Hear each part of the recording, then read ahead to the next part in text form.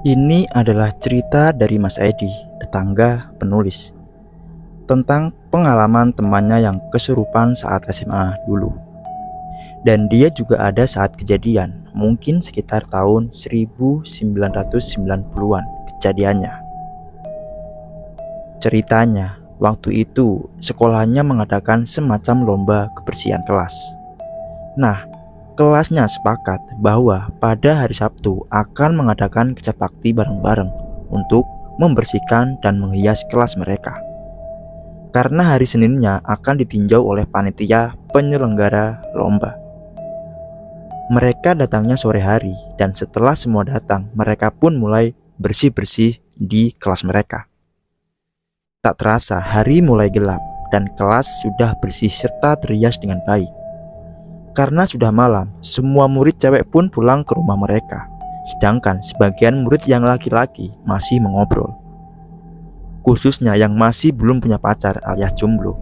Mereka masih kepingin ngobrol lama hingga tak terasa waktu sudah dirasa terlalu nanggung untuk pulang ke rumah. Akhirnya, mereka yang masih berada di sekolah memutuskan untuk tidur di kelas saja.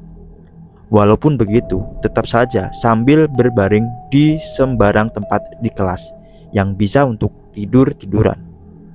Masih saja mereka ngobrol dan akhirnya ada yang bercerita soal para penunggu. Sekolah tak kasat mata yang pernah mereka dengar entah dari siswa lain atau para penjaga sekolah. Ada salah satu anak yang bernama Ridwan di kelas itu yang tidak percaya tentang hal-hal gaib dan cerita semacam itu. Dan dengan sombongnya dia berkata, "Kalau mereka itu ada, aku mau lihat kayaknya apa wujudnya. Itu pun kalau mereka memang ada. Pokoknya kata-kata dan nada bicaranya terkesan menantang." Teman-temannya yang berada di kelas tersebut menanggapinya tidak serius dan sambil bercanda. Ada yang bilang, "Beh, hati-hati loh, nanti benar-benar ditampakin kapok kamu." Dan karena mungkin semuanya sudah mengantuk, akhirnya mereka pun menyudahi obrolan mereka. Semua seperti sudah malas untuk diajak ngobrol dan satu persatu siswa pun mulai terlelap. Sekitar hampir tengah malam, kelas yang tadinya tenang berubah menjadi panik. Sebab si Ridwan tiba-tiba berteriak-teriak tidak karuan. Dia marah-marah dan mengamuk sejadi-jadinya. Ternyata dia kesurupan. Teman-temannya pun berusaha menolongnya sebisa mereka. Ridwan dicoba dipegang beberapa temannya supaya tidak mengamuk. Tapi yang namanya lagi kesurupan, tenaga yang Ridwan miliki saat itu bisa menjadi berlipat ganda. Sehingga teman-temannya kewalahan, ada yang bacain doa tapi malah diketawain dan diikuti oleh merasuk ke tubuh si Ridwan. Baca doa yang lain juga diikuti bareng-bareng, lalu tertawa terbahak-bahak. "Kamu baca doa-doa kayak gitu, aku sudah hafal doa-doa itu sejak 100 tahun yang lalu," ujar sosok yang merasuki tubuh Ridwan. Mereka yang berada di kelas saat itu benar-benar panik dan tak tahu harus berbuat apa. Mau minta pertolongan orang tua mereka atau guru juga tidak mungkin, karena saat itu yang namanya HP belum ada. Mau telepon dari sekolah, ruangan kantor dalam keadaan terkunci. Ada sekitar 4 jaman mereka berusaha untuk menyadarkan Ridwan.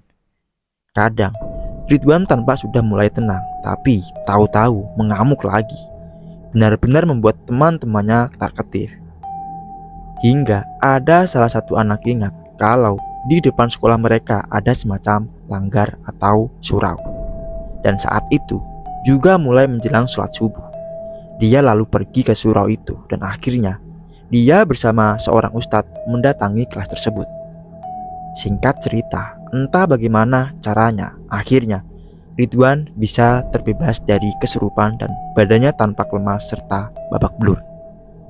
Karena selama kesurupan, selain dipegangin teman-temannya dengan keras, dia juga berguling-guling di tanah. Pokoknya mengamuk. Dan dari ustadz itu didapati informasi kalau yang merasuki itu adalah sosok kakek-kakek yang merupakan salah satu penghuni tak kasat mata di sekolah itu. Sosok kakek itu tidak terima dengan perkataan dan cara si Ridwan. Ibaratnya mereka nggak punya masalah dan salah sama di Ridwan, tapi kok ditantang, ya nggak terima lah. Lalu, menurut info dari ustadz tersebut, sosok kakek itu termasuk golongan jin muslim yang sudah ada sejak ratusan tahun yang lalu. Pantas saja, setiap kali ada yang berdoa malah diikutin dan kayaknya lebih pintar saat melafalkan doa-doa itu. Demikianlah cerita yang penulis dengar. Semoga terhibur dengan cerita ini. Saya akhiri. Assalamualaikum warahmatullahi wabarakatuh.